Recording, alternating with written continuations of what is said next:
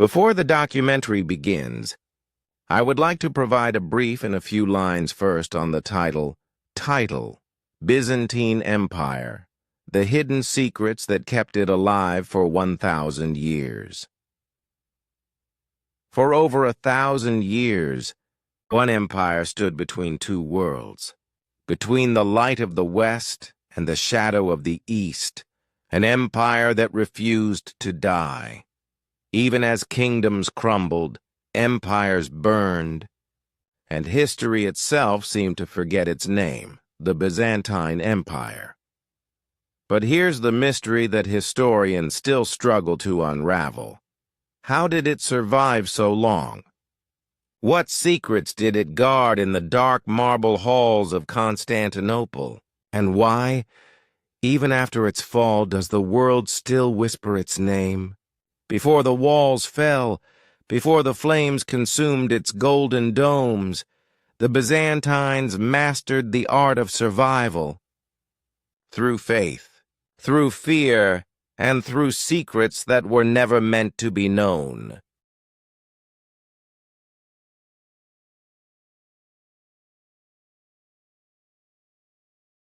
Let us now begin the complete documentary on Byzantine Empire, the hidden secrets that kept it alive for 1,000 years. It begins in the aftermath of Rome's collapse, when the Western world was plunged into darkness and chaos reigned across the lands that once bowed before the might of the Caesars. While barbarians carved kingdoms from the bones of the fallen empire in the East, something extraordinary happened. Out of the ruins, a new power emerged. Not with the arrogance of Rome's legions, but with the quiet patience of a civilization that had learned to hide its strength behind silk and stone. This was Byzantium, the empire that refused to die.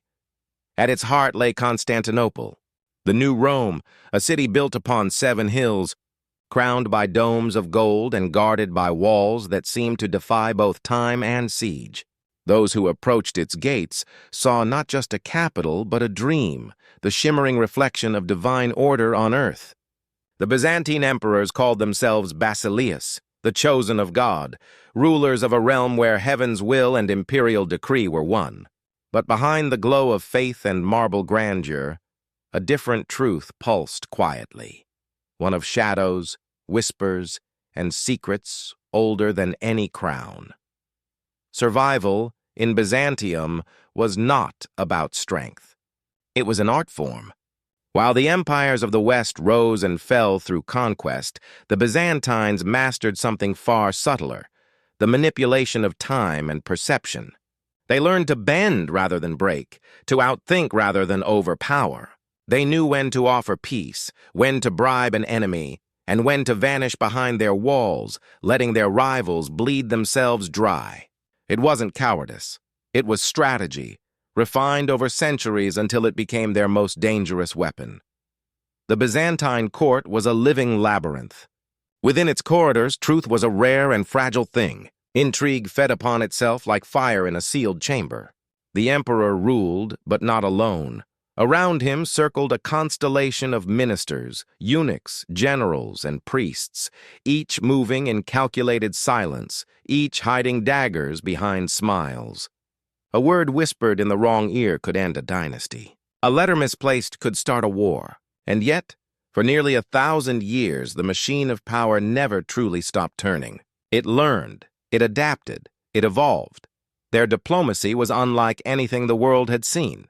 Where Rome sent armies, Byzantium sent gold and flattery. Where others fought for land, the Byzantines fought for influence. Their envoys could walk into the tents of barbarian kings and leave as honored guests, having won with words what others could not take with swords. They turned enemies into allies, invaders into mercenaries, and rivals into loyal dependents, all while keeping their own hands clean. Even when surrounded by enemies on all sides, Persians to the east, Arabs to the south, Slavs and Turks pressing from the north, the Byzantines played their enemies against one another like a grand game of chess. Religion became both shield and weapon. The empire did not merely believe in God. It structured its entire identity around divine right. The emperor was not just a ruler. He was a sacred figure, a living symbol of heaven's order on earth.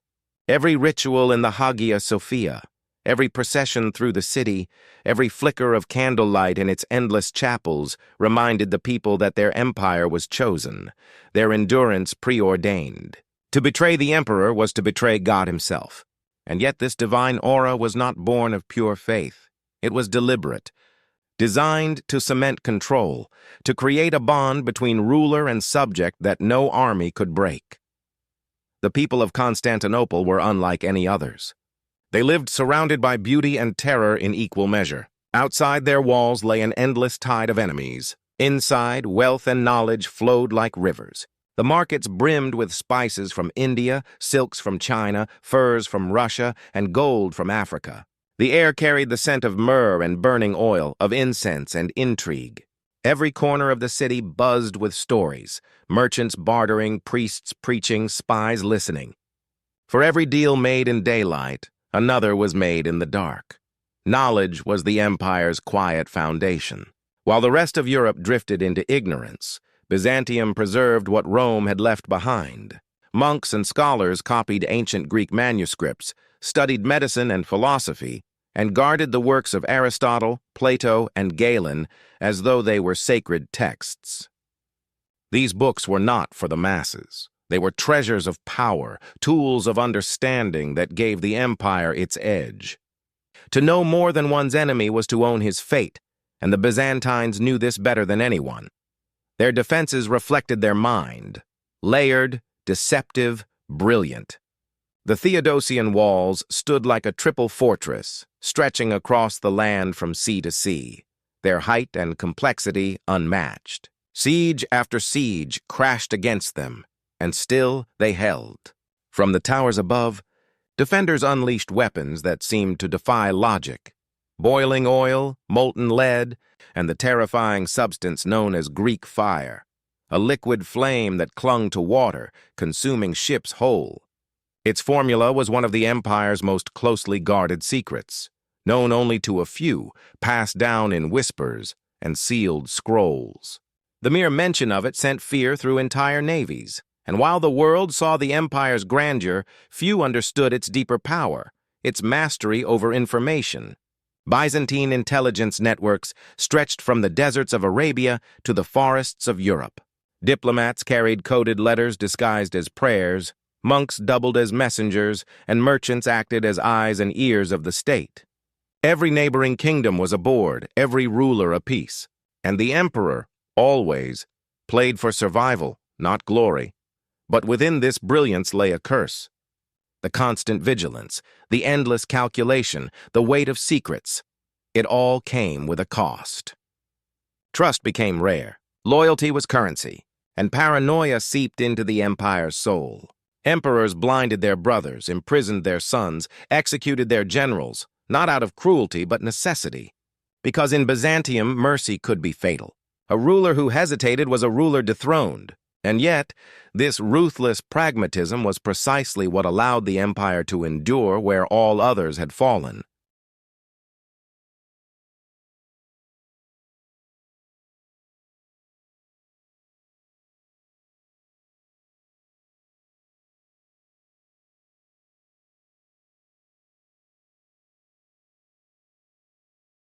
As centuries passed, Byzantium began to feel less like a nation and more like a living organism, cold, intelligent, adaptive.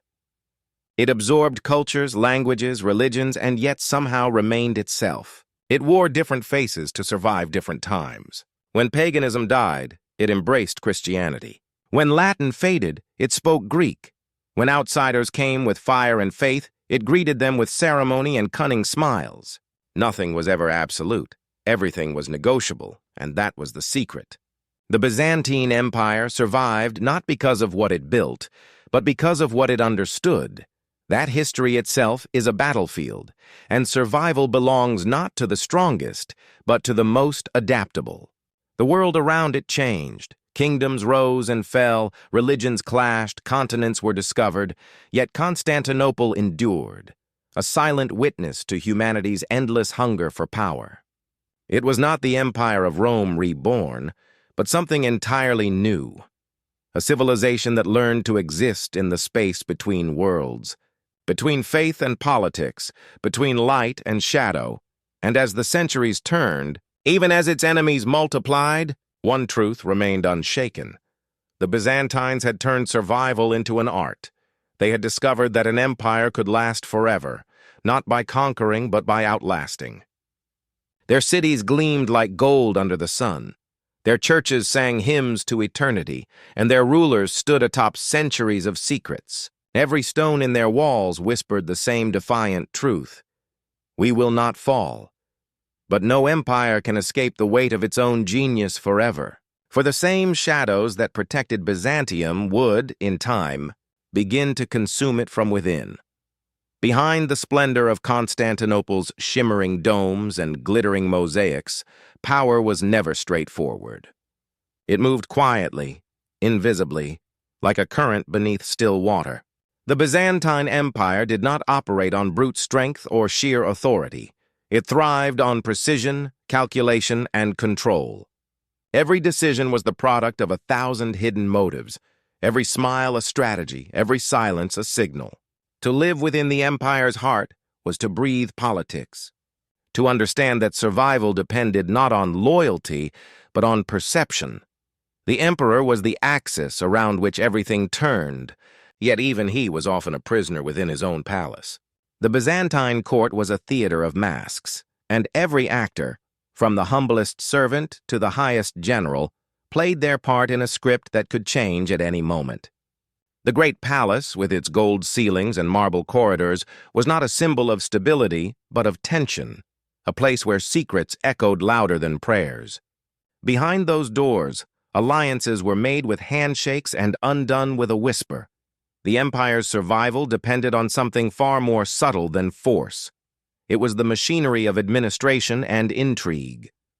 Bureaucracy became an art form, a labyrinth of rules and offices so vast that even the emperor could be ensnared by it. Every province, every fortress, every church was linked by documents, seals, and coded communications that flowed through the capital like blood through veins. The imperial chancery knew everything: who owned land, who owed taxes, who dared to speak against the throne. It was not power that held the empire together. It was knowledge.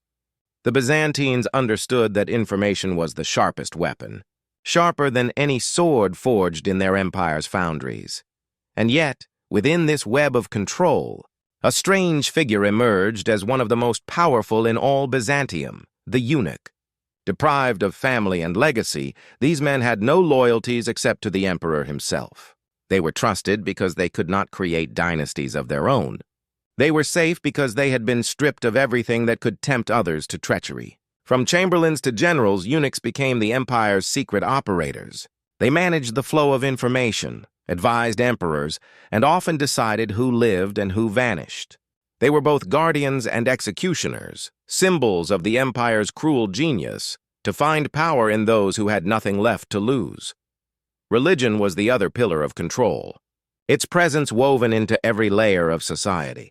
The Hagia Sophia, towering over Constantinople, was not just a church. It was the empire's beating heart, its echo chamber of divine legitimacy. Within its vast golden dome, the emperor stood as the earthly representative of God's will. Every ceremony reinforced this illusion. The coronation was not merely political, but cosmic, a reenactment of divine order itself.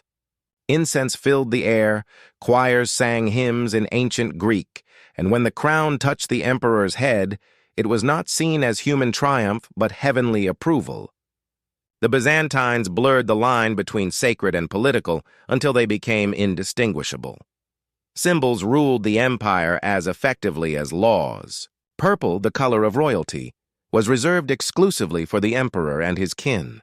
To even touch a garment of imperial purple without permission was treason. The empire's banners, its coins, its architecture, all carried coded meanings that spoke louder than decrees. The people understood that in Byzantium, appearances were not superficial. They were sacred. The ability to command symbols was the ability to command belief. And belief, more than armies, held the empire together. But the same faith that bound the empire also fractured it. The Byzantine Church was a creature of both devotion and politics, constantly wrestling with its Western counterpart in Rome. When popes and emperors clashed over dogma, it was never just theology.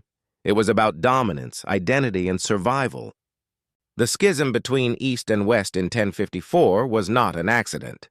It was the inevitable breaking point of centuries of tension. Yet even then, Byzantium endured.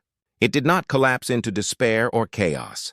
It adapted once more, tightening its grip on its own faith, reshaping Christianity in its image.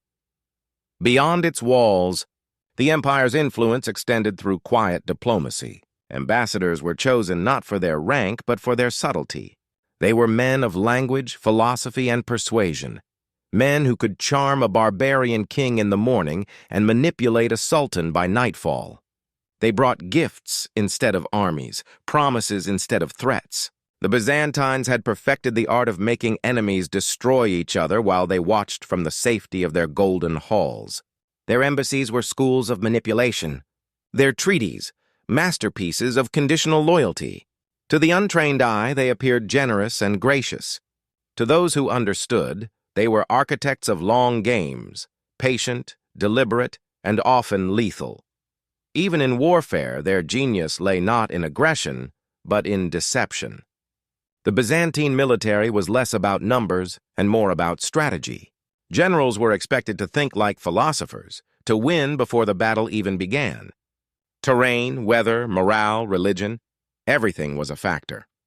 They created manuals of warfare that blended logic and faith, reason and fear. The empire's most dreaded weapon, Greek fire, symbolized this fusion of science and secrecy. A chemical flame that burned even on water, it could destroy entire fleets, and yet no one outside Byzantium ever knew how it worked. Its formula was a state secret guarded by death. It was more than a weapon. It was a message to the world. That knowledge itself could be divine and dangerous. Inside the palace, however, knowledge often became poison. The more the empire mastered control, the more it began to mistrust itself. Paranoia spread like smoke through its marble halls. Emperors blinded their brothers, imprisoned their sons, exiled their generals, and executed their closest advisors. Conspiracy became routine. To survive as a ruler meant outsmarting not only foreign threats, but one's own council. No throne in Byzantium was safe for long, yet strangely the system endured. When one emperor fell, another rose, and the machinery of state continued without pause. The empire itself had become immortal, even if its rulers were not. Amid this cycle of treachery and rebirth, one constant remained: the empire's devotion to preservation. The Byzantines saw themselves as the last guardians of civilization, the living heirs of ancient Greece and Rome. Their libraries, universities, and monasteries became sanctuaries of learning. Scholars studied philosophy, medicine, astronomy, and theology, weaving together strands of ancient knowledge that would later ignite the Renaissance in Europe. They did not share this wisdom freely. Knowledge was a form of control, and control was the foundation of survival. As the centuries passed, Byzantium became a mirror of its own paradox. It was at once enlightened and ruthless, pious and corrupt, fragile and eternal.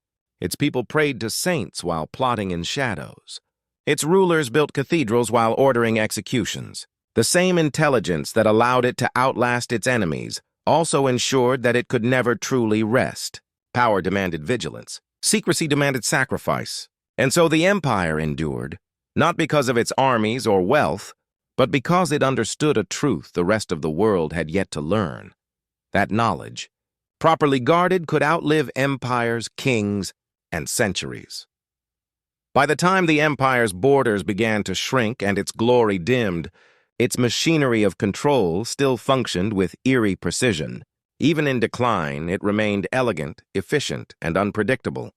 Enemies often underestimated it, mistaking weakness for surrender. But Byzantium had always known how to make survival look like defeat and retreat look like patience. It had lived for 1,000 years by mastering not the art of conquest, but the art of endurance.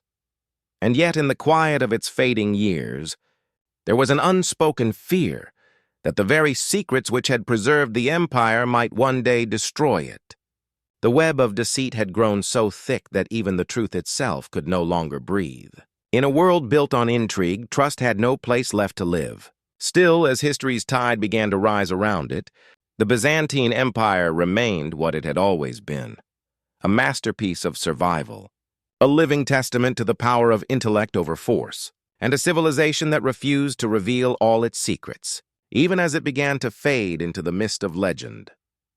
By the dawn of the 15th century, the empire that had once ruled the crossroads of the world had withered to a shadow of its former self. Its borders had receded like a dying flame, flickering against the vast darkness that surrounded it. Once, the Byzantine Empire had commanded oceans, controlled trade routes, and dictated the rhythm of civilizations. Now, it was a single fragile city, Constantinople, surrounded by the rising tide of the Ottoman world. The empire's palaces still gleamed under the golden sun, but their marble walls hid emptiness. The streets that once echoed with merchants and processions now carried only the quiet steps of a people clinging to memory. The Byzantines had outlasted everyone, yet the weight of centuries now pressed upon them like a silent curse. Still, even in its final years, there was a strange defiance in the air. The Byzantines had always known how to survive in the face of annihilation. Their entire history had been an exercise in endurance, and now, as the end approached, they would not face it with despair, but with dignity. The emperor, Constantine the Palaiologos, stood as the last flame of 1,000 years of continuity. He was not the most powerful of his line, nor the most famous, but perhaps he was the most symbolic. A man who inherited not just a throne, but the weight of an entire civilization's faith in itself. Outside the city's walls, the Ottoman army gathered like a storm. Massive cannons were dragged across the plains, weapons the world had never seen before. The Sultan, Mehmed II, young and relentless, was determined to claim the city that had eluded so many before him. He called it his destiny, his right, his gateway between worlds. Yet even he felt the gravity of what he was about to destroy. Constantinople was no mere fortress. It was a legend carved in stone, a dream built to mirror heaven. And every empire dreams of toppling another dream. Inside those walls, the people prayed. The Hagia Sophia glowed with thousands of candles, their light trembling against the vastness of its dome. Priests and citizens, nobles and soldiers, all stood together in the same dim radiance. They had no illusions. They knew the city was surrounded, they knew the walls could fall, but for the Byzantines, death had never been the end. Their faith, their rituals, their stories, everything had been built to outlast mortality. Even if the empire's body perished, its soul would endure in memory, in scripture, in the whispers of history. Constantine walked through the streets at night, dressed not as a ruler, but as one of his people. He passed the old markets, the half-empty churches, the broken fountains that once spilled endless water. Every corner spoke of a world that had lived too long, too beautifully, to vanish quietly. The emperor's eyes did not show fear. They carried the same calm defiance that had marked every Byzantine ruler before him. He knew he was the last, and in that knowledge there was a strange kind of peace. The siege began with thunder. The Ottomans unleashed their cannons upon the ancient Theodosian walls, the same walls that had defied Persians, Arabs, Bulgars, and Crusaders for nearly 1,000 years. Stones shattered, towers crumbled, yet the defenders held. Every citizen, soldier, and monk took part. The empire that had once thrived on secrets and strategy now relied on courage and unity. For the first time in centuries, there were no plots, no palace intrigues, no whispered betrayals. Only one cause, one heart beating within the city. Day after day, night after night, the assault continued. The earth shook with explosions and the air filled with smoke and prayers. The Byzantines fought not for victory. They knew that was impossible, but for meaning. To fall with dignity was to preserve the one thing the empire had always valued above power, the idea of endurance. They had survived every enemy by bending, adapting, and outlasting. Now they faced an enemy they could neither deceive nor delay, and yet, even in this moment of doom, they stood unbroken. As the final assault drew near, Constantine gathered his generals and priests in the Hagia Sophia. The city was burning and the walls were crumbling, but within that vast dome there was still light. The emperor addressed his people with a quiet voice, one that trembled not from fear but from conviction. He told them that they had been chosen to defend the last light of Rome, the last flicker of civilization in a darkening world.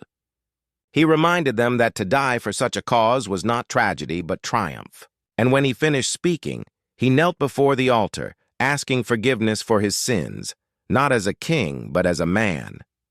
The morning of May 29, 1453, arrived heavy with silence. The air was thick with the scent of gunpowder and death. The Ottoman drums began to thunder and the sky turned red with fire. The defenders took their positions, knowing this would be their last dawn. Then the walls that had stood for a millennium gave way. The final breach came not with a roar, but with a cry that seemed to shake the heavens. The Ottomans surged in, their banners dark against the flames. Constantine fought among his men, casting aside his royal insignia so he would die as one of them. Witnesses later claimed that in the chaos he disappeared, his body never found. Some said he was slain in battle. Others whispered that an angel turned him to marble and carried him beneath the city, to sleep until the empire would rise again. The people clung to that story, for in Byzantium, even defeat had to be transformed into legend. The Ottomans entered the Hagia Sophia, and the great cathedral that had once echoed with Greek hymns now trembled with Arabic prayers. The city had fallen, but something deeper remained untouched. The knowledge, the art, the theology, the legacy, all of it began to scatter, carried by those who fled westward. Scholars crossed the Adriatic with manuscripts in their arms, bringing the wisdom of Byzantium to Italy, to France, to the heart of Europe. Within decades, the Renaissance would bloom, fueled by the embers of a fallen empire. The Byzantines had lost their city, but in losing it, they ignited the modern world. Their language survived in liturgy, their theology in the Eastern Church, their architecture in domes and mosaics across continents. Even their politics, the art of survival through strategy and secrecy, became the blueprint for generations of empires that followed. The Byzantine ghost lingered in every throne room, every negotiation, every act of silent diplomacy that shaped the centuries to come.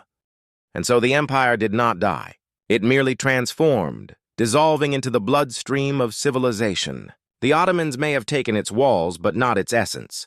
The Byzantines had mastered the one thing no conqueror could steal: endurance beyond the grave. They had always understood that empires were mortal, but ideas were eternal. Their fall was not an end, but a passage, the final act of a civilization that had outsmarted time itself. In the ruins of Constantinople, as smoke rose over the Bosporus, there remained a strange silence, as if the city itself was listening to its own echo. The streets were empty, the palaces shattered, but beneath the ashes lay the unbroken spirit of 1,000 years. The Byzantines had guarded their secrets for centuries, not to hide them from the world, but to preserve them until the world was ready to understand. Even now, their story endures, in the symbols, in the faith, in the subtle art of survival that continues to shape history. The empire that once stood between East and West became the bridge that carried both forward. And though the last emperor vanished into legend, the truth of his people remains. They had turned survival into legacy. They had proven that even when the body of an empire dies, its soul can live forever. The Golden City may have fallen, but its light never went out. It simply changed form, from empire to memory, from stone to idea, from power to wisdom. And that is why, centuries later, the world still speaks of Byzantium not as something lost, but as something eternal. The empire may have vanished, but its secrets, its quiet, unyielding secrets, survived the centuries. Whispering still through the corridors of time, empires fall, cities burn, and names fade from stone. Yet the echoes of Byzantium refuse to die. Its wisdom drifts through time, its secrets buried deep beneath the waters of the Bosporus, waiting for the one who dares to uncover them. For 1,000 years, the empire stood as a bridge between the mortal and the divine, and even in death it guards something the world still cannot comprehend. Some say the last emperor sleeps beneath the marble ruins, his crown of purple hidden in the shadows, waiting for the call of destiny to awaken once more. But what if the empire's greatest secret was never buried at all? What if the spirit of Byzantium, its power, its cunning, its code of survival, still shapes the world we live in today? And as we turn to the next forgotten civilization, one question lingers in the silence left behind. What other empire learned to cheat time itself, and what truth still waits, hidden behind the veil of history?